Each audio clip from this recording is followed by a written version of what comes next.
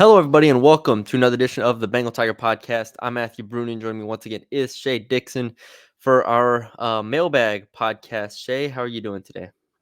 Mailbag's back, It's back. and it was a busy few weeks. We were calling it like the busiest stretch in LSU recent memory, given it was like the bowl game, Dominic McKinley, a 5-star flips. You have an entire defensive staff fired. You hire Bo Davis. You land some portal commits, and I'm sure I'm missing something in there, but Now Saban retires at this point. it was a wild couple weeks, and then we get to the Bo Davis to LSU news, which is massive. I'm sure someone in the mailbag is going to ask about it, but former player got his coaching career started here at LSU, and obviously had long stints at Bama and at Texas, and really one of the most respected D-line coaches out there. He takes the LSU job when, for many years, everyone speculated, oh, this will be the year Bo Davis comes home and takes the job. This will be the year. This will be the year. Matty B, it's probably gone on your entire life, 20 years now. But Bo Davis is back as LSU's defensive line coach, and certainly could maybe bring some stability there. That's something we've talked about a lot of. They've had a turnover at the D-line position every year for like 8 or 9 straight years, which is really tough to even fathom. But that news lasted about, 3 or 4 hours, and then the bombshell of Nick Saban retiring comes out and dominates the college football landscape. And Belichick leaves the Patriots, Pete Carroll retiring, or done with the Seahawks, obviously, maybe moving into the front office. It has been a wild 24 hours of head coaching news. But before we dive into the mailbag, any immediate reactions to how wild the world of sports has been over the past 24 hours, Matty B? No, it's been, you mentioned Bo Davis. Wilson tweeted out the financials of it, starting at 1.25 million per year and escalates annually to 4.05 million as a total for 3 years. He also did a rundown of the defensive line coaches since 2015, and it was Ed Orgeron to Pete Jenkins to Dennis Johnson, Bill Johnson, Andre Carter, Jamar Kane, and then Jimmy Lindsey and John Jancic and whatnot. So it's been Gerald Chapman in there at one point as an interim, who's been at Tulane. So it's been a long road to get to here. But now with Bo Davis signing a 3-year deal, maybe some stability in that stretch of a wild first week of the 2024 calendar for LSU. I should also mention they hired Blake Baker as the defensive coordinator away from Missouri. So much went on that I forgot about the DC hire. That's how busy we've been. Well, you and Billy did a great job covering that. I listened to the last podcast, and y'all hit on that at the end there. So I feel like we got that. And there's not a lot of, I don't think there's mailbag questions specifically on Baker. So if y'all are looking for Baker review, then go listen to the last podcast. Billy and Shea did a great job on that. I do think Bo Davis, trying to give my general sense, because a lot of these are specific questions about like what's happening at defensive tackle. I think this was about as good as you could ask for. I think Shea and Billy did a great job kind of outlining it throughout the past week, really, on the site, how important this was. And to get Bo Davis, a guy who had the amount of success that he had at Texas this past year and obviously the past couple of years, I just think this is a home run hire on the defensive line, and you couldn't have asked for anything better. Yeah, no doubt. This is about as big of a hire as you can get when it comes to D-line coaches. So for Woodward and LSU and Kelly to be able to pull this off is a very big deal. But let's hop into it. Mailbag, first one of 2024, I believe. So yes, we'll see if we can make it under an hour. I'll try to move quickly here. But first question, Michael Gary Scott, who are some Bama players we may go after. I did a piece on the site on Thursday. You can check out. It's called The Impact, What Does Saban's Retirement Mean for LSU? And I touched on kind of every angle of this, but in recruiting and specifically to players, I would point this out. I'd say if I'm looking at guys who, and now that, yes, the transfer portal window has ended for everyone, but if you have a head coaching firing or a retirement in Saban's case, you get an additional 30-day window that just opened. So trust me when I tell you college coaches or personnel staffs are sitting around all day just refreshing to see what guys hit. Now, I would guess that if this hire is happening relatively quickly, and as the time we're recording this, Dan Lanning has announced he's staying at Oregon. He was rumored to be a top target. for Alabama. But if this happens relatively quickly, maybe players wait to see who the new coach is, the new staff is, and then they decide if they're hitting the portal or not. You've also got a spring window of 15 days where players can enter the portal after spring ball. So certainly LSU and a lot of teams will be monitoring Bama. I start with Louisiana natives, and look, Shaz Preston already hit the portal. We haven't heard a ton there at wide receiver, but he's a Louisiana guy. Kendrick Law is another who, during that year, same as Shaz Preston, was part of that group that Kelly and the staff got hired in December, and they had a few weeks to recruit these guys before they signed with Alabama. And Danny Lewis being another guy in there at tight end who LSU recruited. The viral video of Kelly doing the 360 dance with Danny Lewis and others was a viral thing, but he's been at Bama for a couple years now. I'll let you weigh in from a prospect side if you want here. And look, Trey Amos was a transfer out of UL, a Louisiana native that they went after last year. He went to Bama.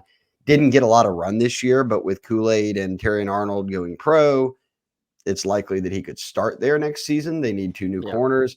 And a guy who could fit into that same discussion would be Desmond Ricks, who came down to LSU and Bama a year ago as a five-star corner, chose Bama, didn't play at all really this year, only played in 2 games, and special teams role at that, and a little bit on defense, but only in blowouts.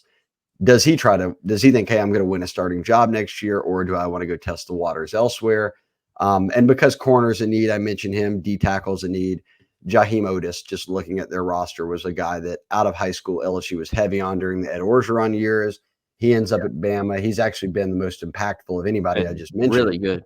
Yeah, I mean, he's a great player. I mean, as a true freshman a year ago, he had double-digit starts. So with Bo Davis here, what is their relationship like if he were to hit the portal?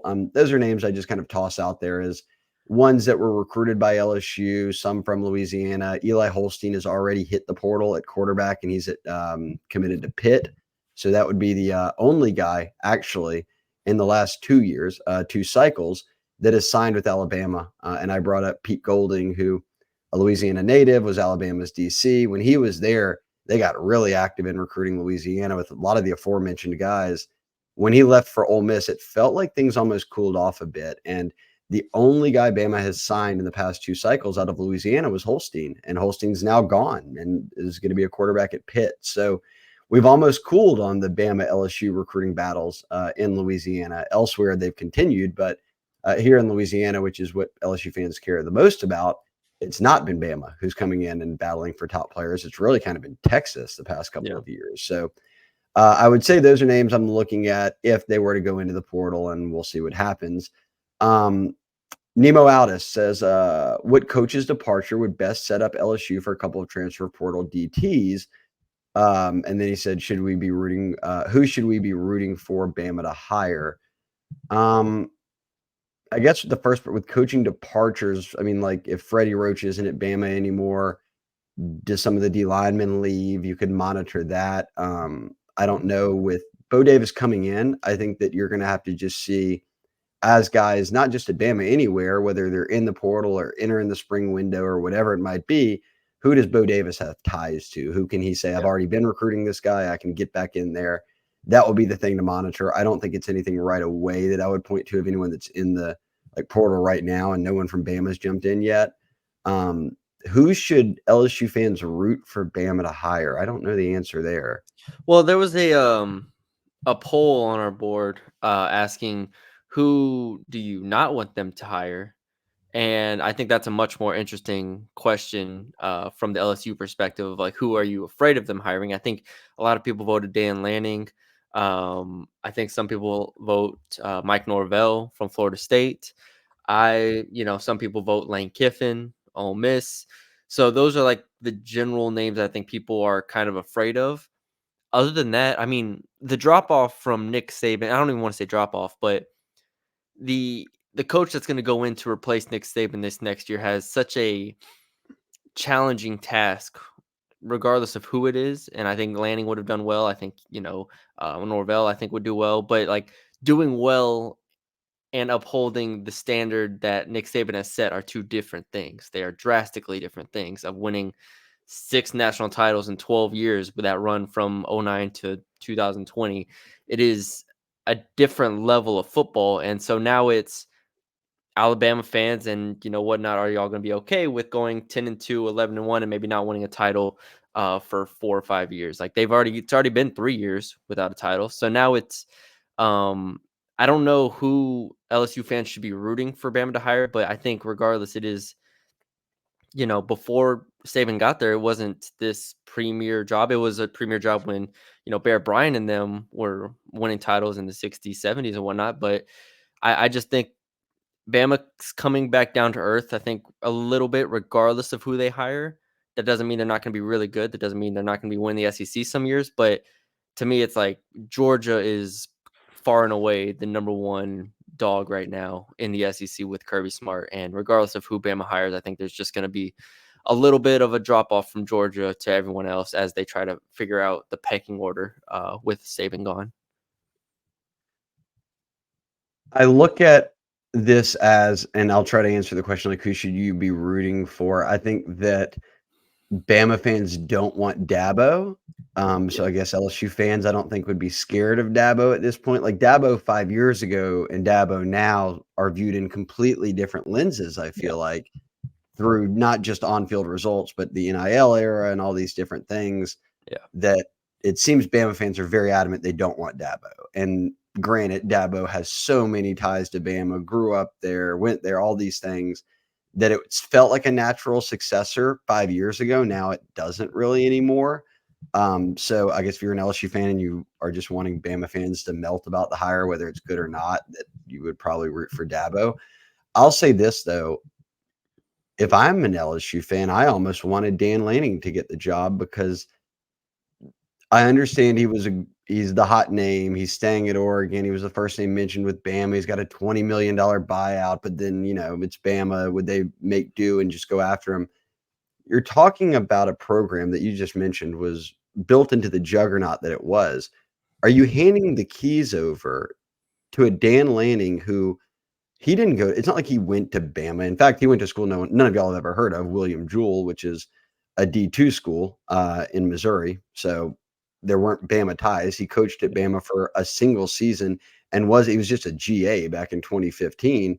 I know he cut his shot, made headline, kind of what he became was at Georgia as a DC during those years from 19 to 21.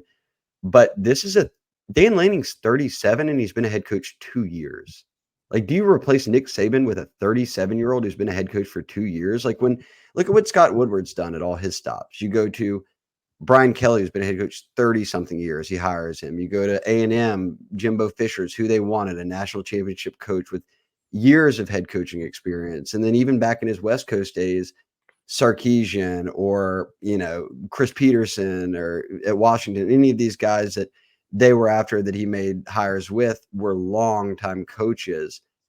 I don't think of Greg Byrne at Alabama. Maybe he wasn't all in on Lanning, but it just is odd to me that you go from the greatest of all time to giving the keys to the program to a 37-year-old who's been a head coach for 2 seasons. Like that doesn't, to me, jump off. Like every other candidate you mentioned, Lane Kiffin has 14 times the experience that Dan Lanning has, let alone the Norvells of the world and Dabos and anybody else you might want to mention. So that was my initial. I was surprised that Lanning got all of the initial buzz. I think Norvell would be a good hire. Honestly, like Steve Sarkisian, which I don't know if he'd leave Texas for Bama. I think like you might prefer Texas just resource wise. And now you're going into the SEC. Sark would be an interesting one. Kiffin, like we mentioned, Kalen DeBoer. I'm just looking at the odds right now on the betting odds. And look, I know people aren't as familiar with DeBoer, but what he did at the D2 level, I mean, I think what is his career record if you Google it, right? I think he's lost like 17 games ever. Yeah, it was some crazy like that. 111 and 17 or something along those lines of a record from D2 to was a Fresno to Washington. That's a guy who, if Michigan left, if I was a Michigan fan, I'd be like, hey, bring me DeBoer. But he's 49. He is 25-3 at Washington. He's 104-12 as a head coach. Yeah, crazy. And he's got 3 championships at the NAIA level, 4 in the GPAC, the Great Plains Athletic Conference, and then he won the Pac-12 this year. So that name makes more sense to me than a Lanning would. I mean, he's got a way better track record. The appeal with Lanning obviously would be, and we know that he's staying, but the appeal with Lanning is the recruiting aspect of it, that you hope that, hey, you see what he did at Oregon, can he do that at Yeah, Alabama? and he's got the footprint of being at Georgia, being, Yeah. at SEC teams. DeBoer does not have that. He's the closest he's been to down here is probably his time at Indiana for a year in 2019. So Norvell's an interesting, like, if they actually go after Norvell, I think they could get Norvell, just because Florida State, considering what just happened to them this year, and the ACC's trajectory as a conference right now, that wouldn't, like, shock me at all if all things were equal. If I'm Norvell, I'm taking the Alabama job if there's an opportunity there. But there's a lot of names. and he's been the head coach at Arizona State, Memphis, Florida Yeah. State. So that's a long track record of that you can look back on. So a Norvell would make sense to me. Can I give you one name that LSU fans would want? I think would want Alabama to hire, just out of the blue. Deion Sanders. You think I LSU fans feel would like like that? if the Dion experiment at Colorado actually worked across a few year span and Saban had lasted a few years longer, that his name would really be in the Yeah. mix for a job like this, because they would be like at Colorado before he demoted his OC, like he put together a hell of a staff Yeah. and he can recruit. So it's like, oh, if you put him at Bama and a great staff around him, will he just recruit the SEC better than anybody else can do it? And it'd be an intriguing thing. I just think we're a few years too early on that. Yeah. We are. We are. All right. What else we got? Let's see. Shy Sports Fan says, "How much sleep did y'all get this week?" Man, this whole month, not a ton from the bowl game to now, because it has been nonstop. And I don't know Yeah. how much we're going to get, considered LSU still has to hire a offensive coordinator, maybe another offensive coach, and then fill out an entire defensive staff around Blake Baker and Bo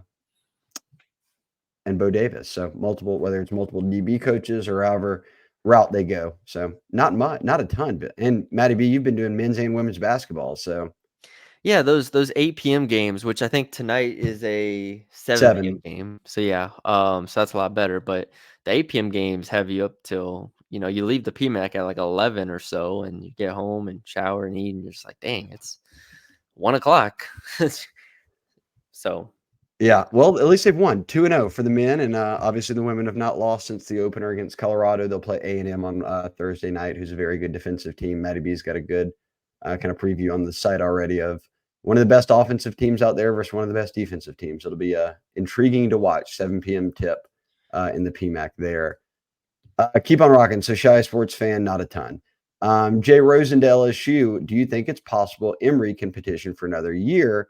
And do you think LSU would attempt it for depth? I haven't seen him post about moving on yet. This would be about John Emory. I think yeah, I'm actually more than confident that his time is done.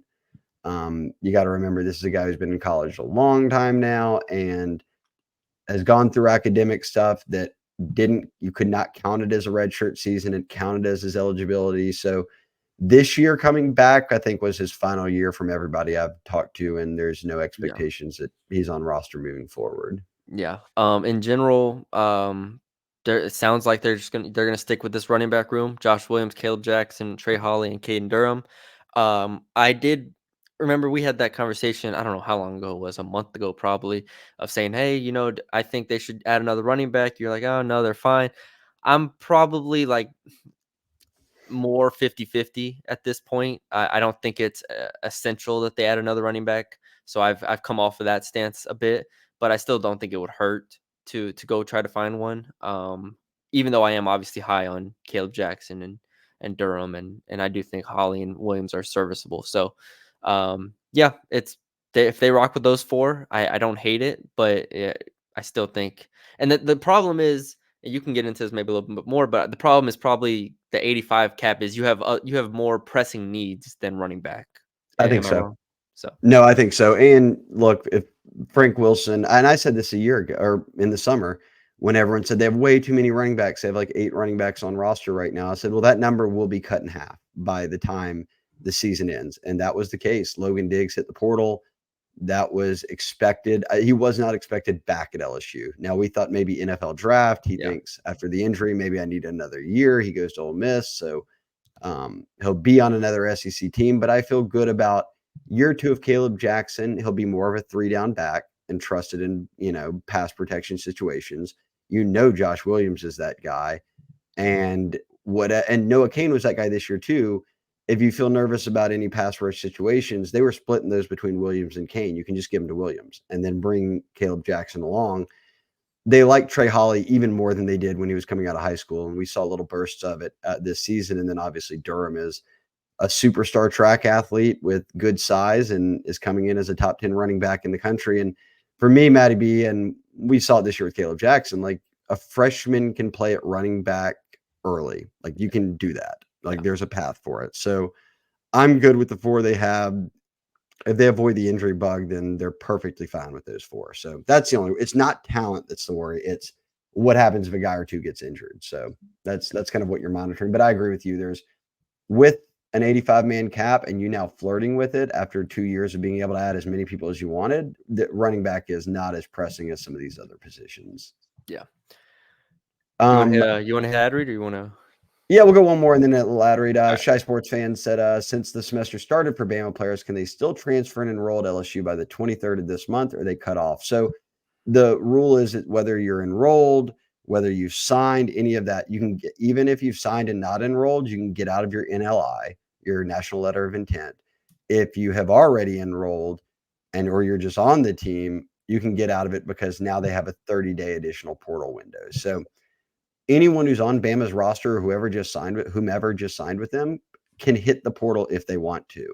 I think that the 23rd, which would be the last day of LSU or the last ad date for LSU courses, is what I'm assuming he's referencing. You can also factor in, like if it's a grad transfer, remember Jaden Daniels got here in March because they offer intersession courses at different points. So even if it's not by January 23rd, I don't think that's the end of the world because you've got a spring portal window. Bama's portal window is still open. And then you're trying to figure out maybe after spring what guys leave the roster to give you a little bit more wiggle room to add guys. So I wouldn't be hard pressed to worry about any date in the next 2 weeks. I'd put my focus on who do they hire? What does their staff look like? What does LSU's look like? And then what happens in the spring portal window? Yep, I think you laid it out well. Things don't. No Alabama players have even entered at this point. The only That's correct. movement has been, or I guess movement, quote unquote, was Ryan Williams decommitting from them. So it's the only thing I've seen. Yes, and he is a guy that LSU had offered, 5-star receiver, but again, reclassified. It looks like Auburn, A&M is going to have him on campus this weekend, but him decommitting immediately from Alabama was certainly a big blow to their recruiting class, given that he was a 5-star and highly touted player. But LSU's not really in the mix there. A little game time read, and you can still get tickets to tonight's game. The women's game's a tough ticket these days. They're even having to buy up opponents' tickets in their arenas because they're quickly selling out of all of LSU's allotted tickets when they went up to Ole Miss. And I guess they had another road game where they had packed it out as well. It was Ole Miss. The 3 road games that they've had that they've basically sold out almost were Ole Miss, Southeastern, and Coppin State. So those are the 3. All right. Yep. And so if you want tickets, Game Time is who we rock with. Download the Game Time app, redeem code Tigers, spelled exactly how you think it would be, Tigers. That gets you $20 off your first purchase. Terms apply. Again, download the Game Time app in your app store, create an account, and then whenever you get to checkout, just use the promo code Tigers. It'll take $20 off your first purchase. And it's for anything. Look, if you're wanting to check out the women's team, the men's team, LSU baseball starting soon, Game Time is the fast and easy way to buy your tickets. And it's not just sports. It's any shows you're going to see, whether it's concerts or comedy or theater. They've got it all, no matter if it's in New Orleans or Baton Rouge or elsewhere in Louisiana or across the country. They're in every venue. If you get on the Game Time app, you can see pretty much every event pop up. And if you put in where you are, you may get a good look at who all's coming to town and what you might be interested in. That's what I do often. But as they say, killer deals on last minute tickets and the best price guarantee. Stop stressing over the tickets and start getting hyped for all the fun you'll have. It's about the flash deals, which we've talked about all season. They'll pop up right before kickoff or tip off or whatever it might be. So the last minute ticket deals are one thing Game Time is big on. I love the seat view because then you can see if you've got like a clear view of the stage or the court or whatever it might be. And then they've got everything built in with event cancellation protection, job loss protection, anything. If you're buying your Taylor Swift tickets a year out and it's spending $1 million on it, they've got you covered if you've got something you run into where you're not able to make the event, or you would just probably flip those tickets anyways. But Game Time is who we rock with. Again, Game Time, download the app, use the promo code Tigers, and you get $20 off. I was trying to pull it up like Billy does, but I'm not gonna. Yep, he's very good at it. I mean, I He's very could, good but at it. it's all right. It's all If right. you We got watch on YouTube, Billy, when he's on here and does Game Time ad read, he's got the whole screen figured out. He's jumping tickets around. He's showing you best deals. You'll just have to trust me and get on there and my here. voice lead the way on Here's this one. here's Drake and J. Cole's concert Oh, in Matty B, golly, it's expensive. this is in Oklahoma City too, so this isn't even New Orleans. I just clicked on the first thing I saw. So hey, Oh, if you you can want, for under 300, you can get into hey, the middle section here. 615 for this close. 533 for the floor. With some 513. So yeah, for all the J. Cole fans out there and Drake fans, you can check Flash out their deal. tickets, There's an their example. tours. Flash deal right here, 384. See, there's an example. There you go, Game Time. If you had to, if you got tickets to that, but one of them wasn't going to perform, who are you cutting, J. Cole or Drake? Whoo. Dang. It's a good question for young Matty B, who's That's into a the good hip-hop question, is right. I think I'll probably cut J. Cole. Okay. Reluctantly. Yeah. I think if you've spent that much money, you might as well see Drake, Yeah. and not just J. Cole. Yeah. But that's where I would go. Get both of them though on Game Time. There you go. Not a bad deal. All right. Speaking of both of them, Texan Tiger 2 says, do you believe the cornerback coach will be one of Corey Raymond or Travaris Robinson? Obviously, Corey Raymond, longtime LSU DB coach, spent 2 seasons at Florida with Billy Napier. Now he's no longer part of that staff. He's been on the open market. And then Travaris Robinson is Bama's corners coach, who played at Auburn and has coached at 4 or 5 SEC schools. He was even a D coordinator at South Carolina, but he's largely been a corners coach or a DB coach. Yeah. And now that Bama no longer has Saban, where does Travaris Robinson go? I mentioned him on our very first hot board, or kind of buzz and rumor story of guys they could potentially look at that point. Saban was there and it seemed like far-fetched. Now that he's not, does it become more realistic if Travaris Robinson's out there looking for a job? I don't know how to put odds on this, Matty B, but if I'm LSU, if I'm Brian Kelly or Scott Woodward, these are 2 of the very first names I'm looking at. Raymond, for obvious reasons, he's had LSU ties from playing here to coaching here and all of that, but he's also got a wealth of SEC corner and DB experience, and the same goes for Travaris Robinson. So I don't know if it's going to absolutely be one of those 2, but I can say I've heard both those 2 names mentioned as people they could potentially target. Will it end up that way? I don't know. I would think that either of those hires would be great hires. And I know people are sour on Raymond. I'm not. If he does get the job, I will go in depth on why, but I'd think either of those guys are good options. They would be tremendous. I mean, coming off the Bo Davis hire. Sure. And we've already talked about, and I think we have a question on it as well coming up, but like Davis as a high level defensive line coach, Blake Baker as a high level linebackers coach, which I wrote a story about, and we talked about it before. If you're able to get Raymond or Robinson as your cornerbacks coach, I just think that would be, you can't build much better of a staff on paper than like those 3 just to start off. So I think that would be a really good start. Well, and all of those guys, Davis, Baker, and then both those guys are known as good both coaches and recruiters. So you're not like getting one or the other. It's guys who have a wealth of experience at a high level doing both with success. So I'm very eager to figure out where they go at DB, because I think that both those names are good names, and I think there's others out there who they'll take a look at, obviously, but we still don't know if they'll go with one DB coach or do they split the rooms and have a corner and safeties coach, which I think is the more standard route these days. All of that comes into play, but I do, for Texan Tiger, I'll tell them I like both those guys. So I think if you're an LSU fan, you're more than happy with either of them. Shy Sports Fan asked again, the current DT situation with signed freshmen and transfers. So he's sort of just the big picture here.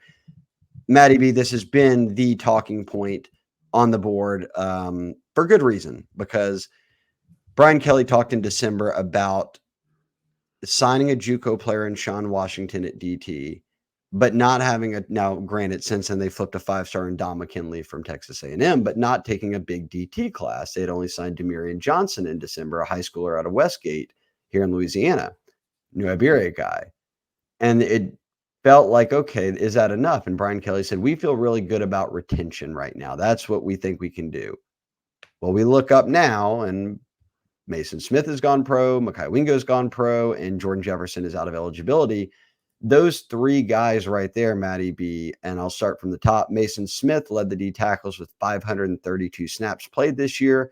Jordan Jefferson, your man crush out of West Virginia that you accurately called ahead of the season as being a major impact guy, was probably the biggest impact guy this year, given Makai Wingo had to play hurt through a lot of the year and then missed games. He was second with 379 snaps, then Wingo 344, then Guillory with 238 snaps. Guillory obviously has eligibility remaining. So Bo Davis coming in, all signs obviously point to Guillory coming back. That's that's your starting point. You're one guy with the most experience as a nose tackle in Guillory. He played over 200 snaps. It was his best season to date. But from there, and this is, I'll let you take it after this, Jalen Lee, who told me he plans to return, and he had played at Florida a good bit, but did not play a lot this year here, given those guys dominated the interior reps, played 52 snaps. He'll be back with Guillory. Tyji Hill, 45 snaps. He's in the portal. Fitzgerald West, 7 snaps. He's in the portal. Preston Hickey was a preferred walk-on at Oklahoma State, 3 snaps. And then Bryce Langston, who they signed many years ago, 3 snaps. He hit the portal. You're down to 2 scholarship defensive tackles on the returning roster. Now add in, as I said, Demarion Johnson, Don McKinley, a 5-star who will sign in February, and then Sean Washington, a defensive tackle out of the JUCO ranks, who gives you, a guy who spent time at Georgia. They won a national championship, went to JUCO. They played for a national championship, and now comes to LSU. What do you make of the room? And I think another important thing here is, how does Blake Baker use his DTs and nose tackles? Like, what is their look this year? Yeah. In Missouri, I think they did play kind of like a 4-2-5, which isn't all too dissimilar from what LSU kind of ran this year. So I do think they're going to need a lot more defensive tackles and a lot more quality. You look at what Bo Davis did at Texas, and in my opinion, I think we have a question about this as well, but in my opinion, his biggest thing was development. And I think development at defensive tackle is arguably the most important thing. Obviously, you have these can't miss 5-star prospects that come in that, Alabama's gotten in past years. Georgia obviously has gotten, Clemson back in the 2010s had gotten, but Texas this year with Tavondre Sweat and Byron Murphy, those are 2 guys that were basically 3-star prospects, and to develop them into the players that they were this past season for Texas was tremendous. So the question I have isn't about the long-term success of the defense tackle spot. It is about what you can get in 2024. And with that being said, I think you need to go find another Jordan Jefferson. I think you need to go find another immediately guy ready to play immediately. And whether he has 1 year left or 2 years left, it doesn't really matter to me. You need to give Don McKinley a chance to get his feet under him. You need to give Bo Davis a chance to develop these younger guys. And the only way you do that is, I think, in practice and not throwing them to the wolves immediately. I don't think it's realistic to expect freshmen to be able to come in and immediately help a team that's trying to compete for a championship. So, yeah, I would expect, 1, 2, 3 transfer portal defensive tackles. And now the question becomes is, are there enough defensive tackles in the portal to even grant that wish? And I don't know the answer to that. Like we've seen some names thrown around and stuff, but it's hard to find a high level defensive tackle in the transfer portal because everybody understands how valuable they are, and there's just not a ton of them. So, yeah, if you can go find one Jordan Jefferson in the portal, if you can develop Jalen Lee, if you can develop Jacoby and Guillory, and then Sean Washington and Don McKinley, I think that's a fine starting point, but I still think you need 1 or 2 defensive tackles from the portal just to try to supplement a year as you try to develop. I'm with you. And Jordan Jefferson didn't cost an arm and a leg. It wasn't some big NIL play. It was just a good eval at a position Yep. where a guy came in and made an impact. And Yep. maybe that happens in the spring window. Yes. We'll see Yeah. more guys pop up, and certainly we'll see. I think really where we will find clarity here is when Bo Davis is here with Blake Baker, and they can go over who they have, what they want to do. I know people have asked about moving guys inside from DN because they really are. They're stacked at DN and Jack linebacker. It's the DT spot that's Yeah. giving them some trouble here. Yeah, Parashan is one that everybody has kind of assumed if you need him to bump inside, you can. And I agree, but there is a different, as we know, there's a different body composition to when you're playing one of the defensive tackle spots compared to where he was really good at defensive end this year. So I think Gabe Rutherford, I prefer as a defensive end, as Yep. more of like a Savion Jones type. Yeah, he's a strong side D end. Yeah, I don't think he's a defensive tackle, so that's the only one that I think could possibly be like a flex from the recruiting class. But other than that, I still think you're gonna have to go get a defensive tackle in the portal. All right, I'm with you. So we'll monitor it, and we'll see again when Bo Davis gets here, and he gets with Blake Baker, and he gets a feel for who's in the room. He's going to decide what they need, and he'll go Yeah. after them. So we'll kind of put that one on pause for a minute here and figure it out maybe later on in the coming months. The next question comes from Cairo Tiger. Make a bold prediction. Who are the top 3 receivers for LSU in yards next year, and what could those numbers look like? Receptions, yards, touchdowns for the top 3. I like this question. Do you want to go first? Should we go one by one? What do you want to do here? I'm looking it up now. I'm looking up. I'm not looking up this year's stats. I'm looking up 2 years ago stats to try to get a little bit more. That's what I've got the page pulled up to. You're not going to get this year's stats. Yeah. So you're not going to have 2,000-yard receivers, I don't think. I don't think so either. I mean, if Nuss throws for 3,000 yards, which is roughly what Daniels threw for in 2022, I think you get a more accurate number. Top 3. All right, in no particular order, I'm thinking Xavier Thomas, Kyron Lacey, and the third, Chris Hilton. Yeah, sure. Right? That's the third, right? So Xavier Thomas, Chris Hilton, Kyron Lacey as your big 3, assuming everybody healthy. Number 1, I'll go Kyron Lacey, finishing with close to 1,000. 2, I'll go I think Xavier fills that Malik Neighbors role quite nicely. I don't think he is Malik Neighbors, but I think he fills that role, and he's versatile enough. So I think he gets catches. I don't know about the yards, but he'll probably end up with like 600 yards or so. And then Chris Hilton, big plays, probably ends up with like 30 catches for 500 yards or something like that with some touchdowns. So those would be my top 3. I know a thing you would mention here would be how much does the tight end production take away from the receiver production, because now with Garrett Nussmeier, you're, as we saw in the bowl game, I mean, Jaden Daniels this year didn't need Mason Taylor in the passing game. He leaned on the receivers, and when instead of throwing it to Mason Taylor for 8 yards, Jaden would just run it for 8 yards or more most of the time. Garrett's going to stay in the pocket, so he's going to use the tight ends, and they've got Kamorian Pimpton, and they've got Tradez Green coming in, so you've got weapons in addition to Mason Taylor. How much should those guys eat up? But I think you could almost negate that or just call it even on what Daniels was taking away from the passing game with his legs, and even more so with his legs. So I guess I won't try to skew the numbers in my mind any differently if the tight ends are going to get more yards, because I think that obviously Jaden ran for so much that took away from maybe what the receivers would have. I'll go Kyron 1. I like getting that close to 1,000. I'm not sure if he hits it, but close to 1,000. And I think, look, 2 years ago in Jaden's first year, Malik went for over 1,000, but he only had 3 touchdowns. It was like mind-boggling how that even happened. So I think that your leading receiver is going to have more than 3 touchdowns. Is he going to have 17 like Brian Thomas did this year to lead the NCAA? Probably not, no, but I could see someone flirting with double-digit touchdowns, like getting near 8 or 9 on the year, and if not hitting 10. I'll go Kyron Lacey 1. I'll go Xavier 2 and Chris Hilton 3. And I think that Xavier and Chris Hilton's Usage might be different. Like Xavier might catch more balls than Chris Hilton, but Chris Hilton's got an explosive element and deep threat to his game that he can stack up yards and touchdowns quickly. Yeah. So give me that order.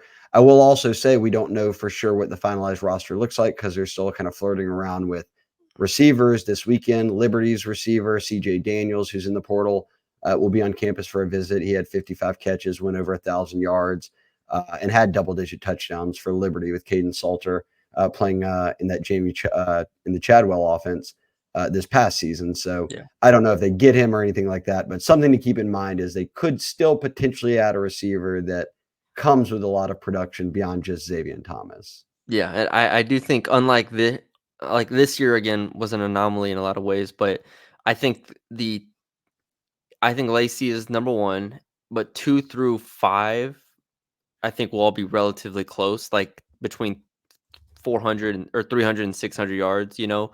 You'll have like 4 receivers in that range, and that'll include probably like a Mason Taylor that'll I think, Shelton Sampson could get to 250 or 300 yards if he, comes ready to play this offseason. So, yeah, guys like that, and like you said, they could add another name. So, I think that's a good early look at the receivers position.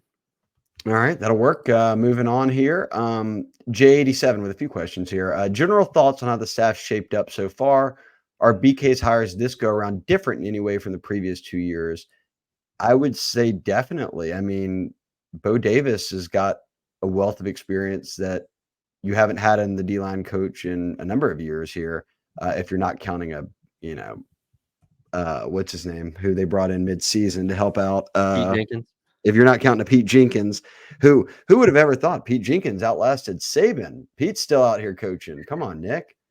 10 But years yeah, I older. think that you get a lot of wealth of experience there. Baker, for me, I would say is definitely different because House was coming from the NFL. Baker's coming right from an SEC school after being at LSU, now a coordinator 2 years in a row with top 40 defenses. And I've said this before, Matty B. I don't think there's a right or wrong here because I think it's how just staffs work. But LSU's had a run of coordinators in Matt House and Chavis and Aranda, who X and O's wise were very highly regarded, but were not thought of as like ace recruiters. In fact, they were spending their time by design, coaching and developing, doing all these things. Blake Baker will be recruiting just as much as he is coaching. And he's young. He's got that in him. He wants to do it. And now he's back in Louisiana where, look, a Houston guy who played at Tulane, Yep. spent a long time at La Tech, and he knows the state and certainly knows how to recruit. So I would just say initially off these hires, I'd call them different because they seem to me like the floor is a lot higher than the prior hires. I think there is an increased sense of urgency with these hires. There's a These are and when names. These are yeah, names. Like, yeah. These are swinging for home runs. This is no longer, and I mean, I think Matt House when he was hired, I thought had the resume of a good hire. I don't want to say that was a bad hire at all. Um, But then you look at just the defense staff as a whole, you could argue those are, you're getting on base, you're setting a foundation potentially. You're trying to get with guys that either he had a history with that he's known, or guys that are maybe up and comers in the business. So I think this time, like you said, these are names, these are home run swings. This is an urgency that I think can only be realized when you have a Heisman winner at quarterback and 2 first-round receivers, and you end up not making a New Year's Six bowl game. You end up having 3 losses on the year. yeah, you go back to Florida and play in the Cheez-It Bowl and the ReliaQuest Bowl. I mean, that's urgency. That's that is what builds the urgency to say, "All right, there's no more singles, there's no more doubles. If we're gonna win a championship, if we're gonna beat Georgia, if we're gonna beat these teams, we have to have home run hires." And to his credit, I think he's 2 for 2. I think Baker, obviously, we'll have to see how it plays out, because that defensive coordinator is very different from just a position coach, but I think that's a very good hire. And then obviously Bo Davis, I think, is 1 home run hire. We'll see what they do at corner potentially, and then go from there. But I think the urgency is the biggest thing here, and I think he's just realized that over the past 2 years that there's no just because you have a high floor, that doesn't really do much for me. You need to have the guys that can raise the ceiling of this program. He asked if we thought that LSU should hire. I keep getting notifications. I'm making sure. Oh no, this kid, Arkansas transfer D lineman Tank Booker's committed to SMU. Glad Billy's not on the pod today, or he would be freaking out and have to go activate something for SMU. So Yeah. we're in the clear, Matty B. It's not LSU related. Next question from J87 though was: do you think LSU should have a D line coach and an edge coach? They've hired Bo Davis as D line coach, but as we've reported, Blake Baker still likes Peoples, who was the DN's coach or the edge coach at Missouri with him, and he had been talked about. If Bo Davis didn't come, maybe he would coach D-line. If Bo Davis did come, maybe he comes as an edge guy or a jack linebacker coach. That was a position Kelly split up previously. Do you like that? Do you think LSU should split those positions? It's kind of a similar debate, maybe, to splitting corners and safeties. Yeah, I think it's a similar debate. I think splitting corners and safeties is more essential than I splitting agree. Jack and I know Jack is just terminology depending on the defensive coordinator, but I'm just gonna stick with that for Yeah, a second. But star or whatever they're going to call it for yeah, Baker. star, whatever you want to call it, that position from the defensive line, because generally, the BJ Ojalaris, those guys, the Clavon Chasons, those guys are still pass rushers at the end of the day for the most part. So I I don't have a problem with it at all, especially if it's Peoples and it's a guy that he knows and that he's very comfortable with on the staff. I would be fine with that. But it's Yeah, not I'm a good with it. I'm one of those people who says, okay, you've hired Blake Baker, now trust him. If he says this guy is good enough for the job, then I'd like to see what he's made of. So, and he's another guy who's, they said, look, he's been around coaching 29 years, I think, almost 30, but still active in the recruiting and a very good developer. So if they do go with a Jack or a Star, a D, and whatever it might be, and Bo Davis is good with that, then I could see people certainly being a fit. You have 10 on-field staff roles to fill, and we've already seen BK go with coaches who can then also coach special teams. So like there's not a dedicated special teams coach only. So with that, you're able to do that kind of stuff, like split the corners and safeties and have a edge coach or whatever it might be. Granted, they didn't have to have a tight ends coach because their offensive coordinator was Denbrock. Now that he's not, if you promote like Joe Sloan, he would still be quarterbacks coach, but then you need a tight ends coach more than likely. You don't want an analyst taking that role. So do you target a guy who is a tight ends coach and coaches special teams? I think there's a number of ways this could go. Yeah. I was gonna joke, can Bob Diaco also coach tight ends? Just Bob Diaco is like the super Well, glove. Bobby D, he might have his resume out there. I mean, he's Yeah. been around, so he's probably searching for the next DC job, given Yeah. Blake Baker's got this one. But Diaco's still on staff, and then obviously John Jancic, who kind of took over about 7 different roles for LSU after being an analyst, is still on contract through 2024. So we'll see what they do there, but no word yet from Brian Kelly. J87, final one OT question. Off topic for those that aren't hip to the internet lingo.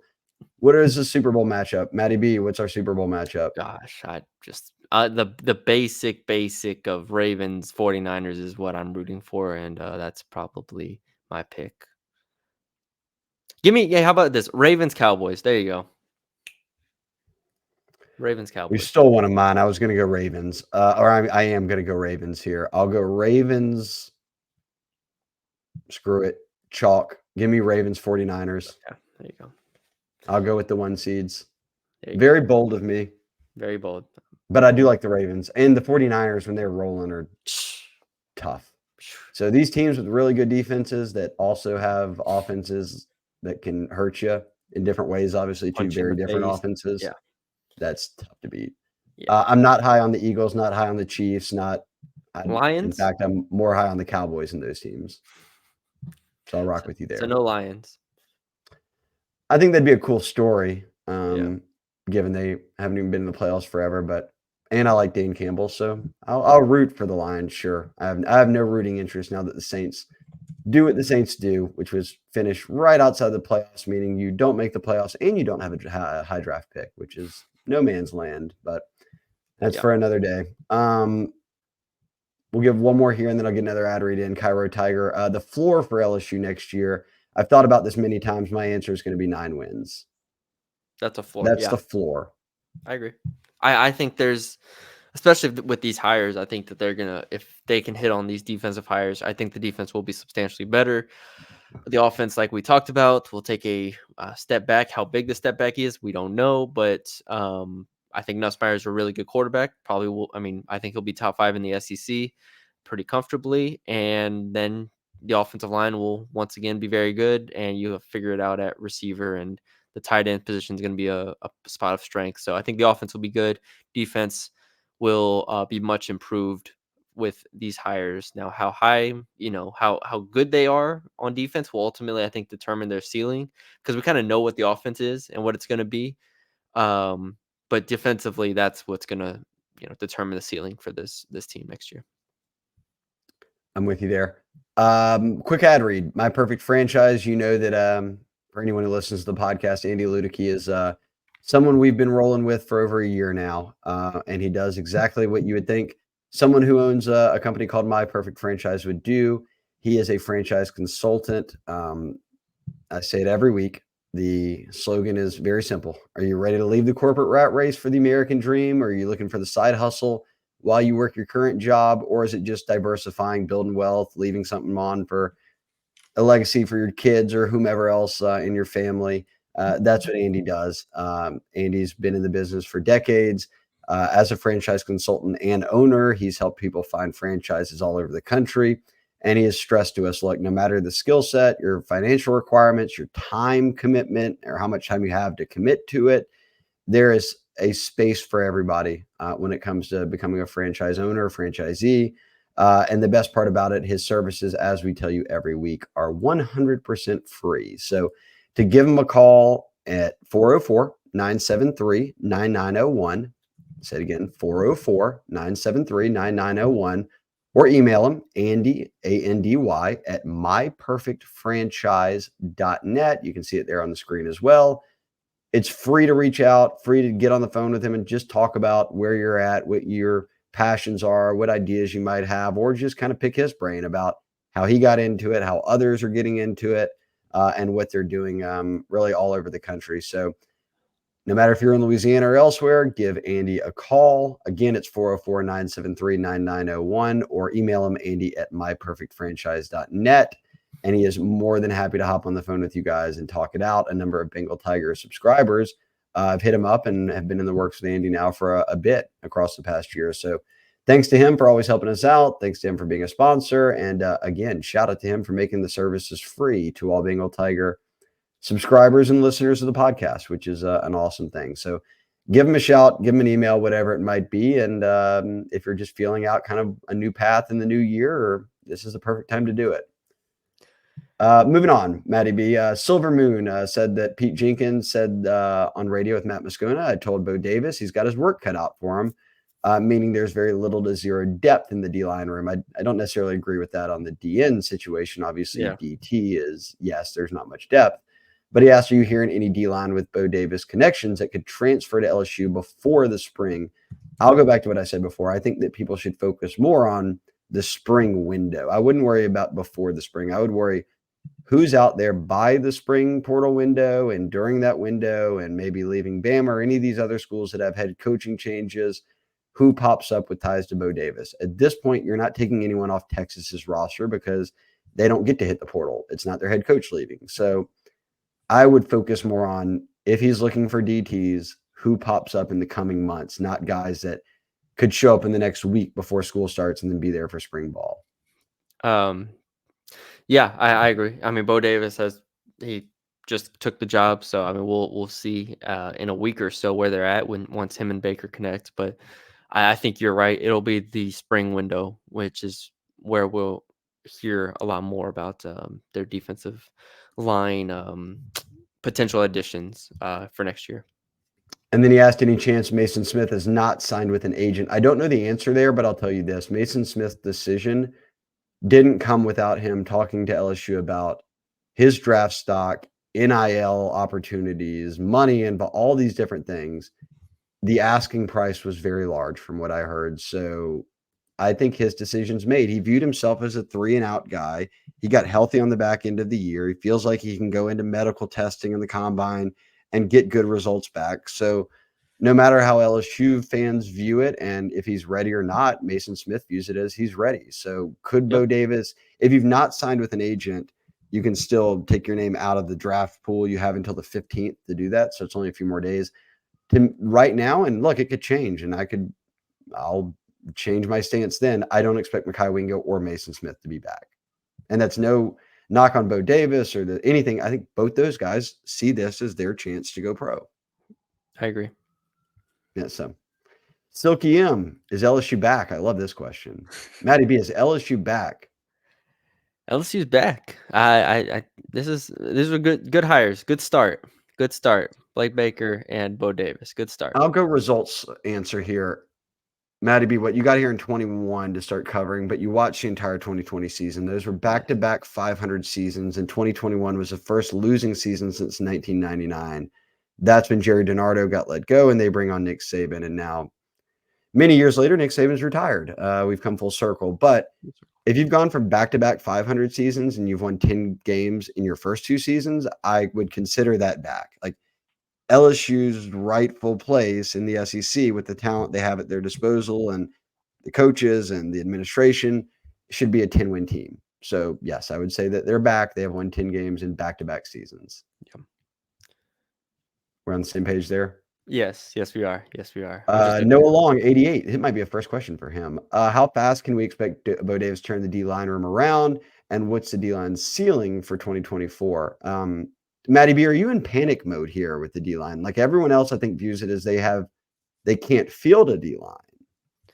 If they don't get any transfers, I do think it is worrisome on the defensive line here. I think it does lower their potential for 2024. I think it would just put a lot of pressure on the rest of the front seven, the linebackers, defensive ends, the jack or star position, whoever's out there. Not to mention the secondary. So if they don't get defensive tackles, I struggle to see a world in which the defense is playing at a level where you can compete with some of the top teams in the country. I know, you look at some teams and, some teams are able to do it where they have a defense that maybe isn't great. I think, no, I mean, Washington had defensive end talent, I believe, and cornerback talent. I don't know if they had defensive tackle talent. Someone can correct me on that. But overall, Michigan, Texas, Alabama, Georgia, Oregon, like these are teams that are built with offensive and defensive lines. And if LSU doesn't add at least one impact player at defensive tackle, I think that they're in for I think it would be a tough year. Okay. I feel really good about their end spots. Again, I don't know yet what the tackle positions will hold. I think that you should at least have some hope that a guy like Bo Davis has been around long enough to where he can help figure it out for you. And then you've got Baker as a DC who can help figure it out for you. So they're not lacking in that department. No, the coaching will make a substantial difference. I do believe that is the case. But ultimately, I think if they don't get a impact player for this year, you're not going to really see the impact of Bo Davis, I don't think, until 2025. Like, I think that's when you'll be like, okay, this is Don McKinley as a sophomore. This is what LSU's D-line should look like. Exactly. That's fair. Simpsonville Tiger, which football games do y'all hope to attend away this fall? I almost feel like I start and end with Vegas, baby. Oh, yeah. Southern Cal. I'm a little Lincoln Riley, Brian Kelly to kick it off in Vegas. Maddie B, we sent you on the road last year. You got to experience your first Bama game in Tuscaloosa, which was the last Saban LSU Bama game. So you can file that one away. Hold on to your credential. Frame it. Would do whatever you want to do for your keepsake there. You've got it. I think I have it somewhere. It's somewhere. They lost, so I don't know how much you'd want to keep that. I have the Florida State one behind me. Right there. They lost that one too. I know. Get some dubs up there, Maddie B. Well, you're there. Your dubs are in the women's champs March Madness stuff. Yeah, I got the March Madness ones. You were in the building. which I think is. I would say one that jumps out to me is South Carolina. I've never been. There's my I've never women's been basketball to one. Williams-Brice Stadium. There you go. He's That's got it my right there. Yeah, that's my women's basketball one. A&M is on the road this year, so that's an easy one for me. Just I've been I'll there many times, not sit going in, back. sit in Houston, and I'll go cover that for us in October. But that's the only one. That and I guess Vegas are the only two. I mean, Florida at some point I'll go back, but we'll see. November 16th. We'll see what that holds. Fayetteville's cool, but been to Arkansas, been I've to been to A&M, been to Fayetteville. Florida. I've been there. I've been there because North Texas beat got the win over there. There you go. There you go. And so, 2017. and then the only other away game would be South Carolina. And then they have a neutral site USC game. So I like that the first two away games are the ones that I'm eyeing. And then Okay. Matty B is going to check out the A&M one, he said. So, Yeah. JG Wentworth. Oh man, I'm about to have to just roll right through this. Roll through them while I put back up the credentials that I just knocked out. Okay, he said you asked for it, ... which means he's coming with 6 questions here, but I'm just going to go, and 3 of them are the exact same question. Is Brian Kelly going to Michigan? No. Is Corey Raymond hired? No. Who will we get from Bama? I would almost wonder if I won't be shocked by the end of it if you count like a coach being hired or an off-field analyst or someone that's joining the staff outnumbering the players you're getting from Bama. And I don't know who Bama's hiring yet or any of that, but I don't think there's going to be some massive exodus of Bama players. So if there isn't, you're then fighting for a smaller group, and LSU is really only in this search for DB and D tackle, kind of, Yeah. it feels like. So they would have to fit into that exact position and then hit the portal and then pick LSU. So I am not one that's going to hype everyone up about like, oh, they're about to stack up Bama's players. I would almost set the over under at a half. No reaction there. I mean, I saw people being like 2.5. I was like, well, I'll take the under there. I mean, they're not going to take 3 or 4 Bama players. No, they're not. They're not. We don't even know how many are leaving. So yeah, it's not going to be like an A&M situation where half the team leaves. No. Yeah, I think that's an interesting line. Just from an outsider perspective, I think I would hope that they get one, whether that is Preston or Law at receiver, or obviously Otis would be tremendous if you could get him on the defensive line. But I think that's going to be a tough ask. But yeah, I mean, he might not even enter. Yeah, he might not even enter. So who knows? But yeah, I think you laid that out well. Is Corey Raymond talking with LSU? He's talking with certain folks in LSU circles, yes. And he's back in Baton Rouge. He still has his house here. So the answer is yes there. 5, who is our OC? No one's been named. I have maintained that I think it should be Joe Sloan or Sloan Hankton. I want continuity on one side of the ball at least. And if it's on the side that you just had the number 1 offense in college football, and Sloan's been a play caller before, like I'm all for it. So that's who I would pick. The longer it goes, the longer it goes, the more it feels like, just to me, just feeling wise, it feels like it'll be Sloan or Sloan or both him and Hankton. But people have asked Tommy Rees now. Potentially. I think bringing on Tommy Rees in any on-field role shuffles things up in a way you don't need to shuffle them up. Like Joe Sloan just got Bryce Underwood. Maybe the highest rated could finish as the highest rated prospect to sign with LSU in the modern era of recruiting, and he's a quarterback. Yeah. Tommy Rees works with quarterbacks as an OC. What is he bringing that Sloan doesn't? I guess years working with Brian Kelly, but now Sloan's got 2 years under his belt. So I would have no interest in the Tommy Rees addition, given what LSU already has right here. I would just keep it rolling. Fair. And then his last one is Corey Raymond secretly on staff already? No. So those will answer all of JG Wentworth's questions. We'll see if Corey Raymond eventually is publicly on staff, but to this point, no. Christian Case, would Saban get a statue at LSU for his title here? I will say no. I will say no as well. You have 3 coaches that have won one. Joe Burrow will get a statue before. Joe Burrow needs one. I don't know what the holdup is here, and I don't know the Burrow one. And heck, you can do it with both the football ones once Burrow's built. But the football ones need to be as big as the basketball ones to me. I don't know. Is that excessive to me? I don't know. I just feel like you see the football one, obviously, and then you go over to the basketball ones and you're like, wow, these are awesome.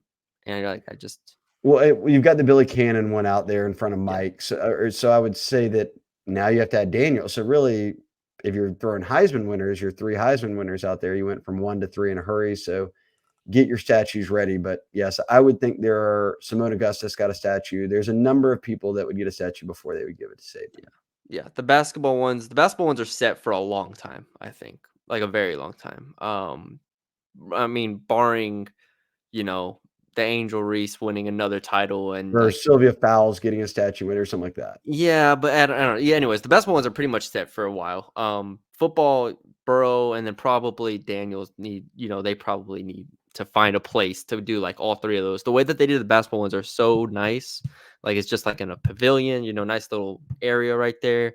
Football is just kind of like, all right, well, we have a Billy Cannon one. Where is it? It's over there. You'll see it if there's nobody around. Yeah, there you go. Matty B wants bigger ones. Yeah. K Kyle 123 said, love y'all's work. Appreciate that, Kyle. Who are y'all hearing for special teams coach? I guess we mentioned this a little bit earlier. I would think that they roll with someone who also coaches another position.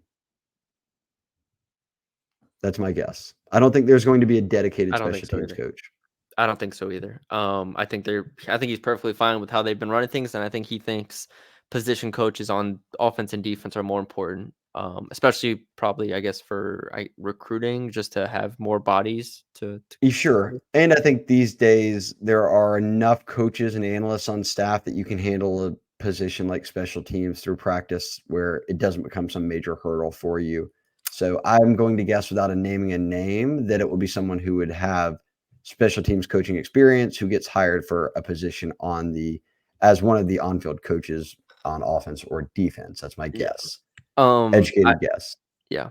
I will say, Shay, I got like 6 minutes before I go on radio, and we probably All have right, let's like go fast. 12 questions left. That's nuts. That's not my response to Matty B. That's the username here. With all the turnover on the staff, realistic expectations for next year should be what? I think this goes back to our 9-win floor, right? Yeah, 9-win floor. Expectations 10 wins. You can set it at 10-2, and I wouldn't be mad. I know that might be considering the turnover and might be asking a lot, but I think 10-2 is good expectations.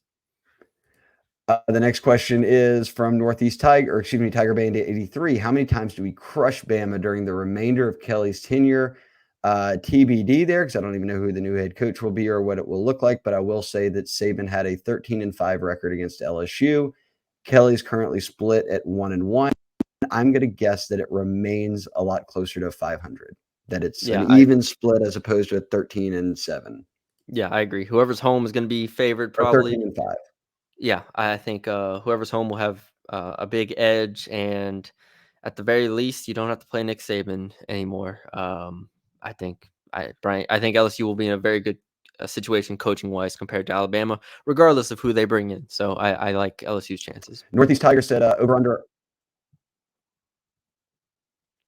Northeast Tiger said over under a number of players transferring post Saban resignation, fewer than 10. People have to remember, Yes. like 12 Bama guys hit the portal last week before Saban retired. So the guys who know they weren't playing or were behind on the depth chart are already gone. So you're not whittling it down much further. So Yeah. I'm going under 10.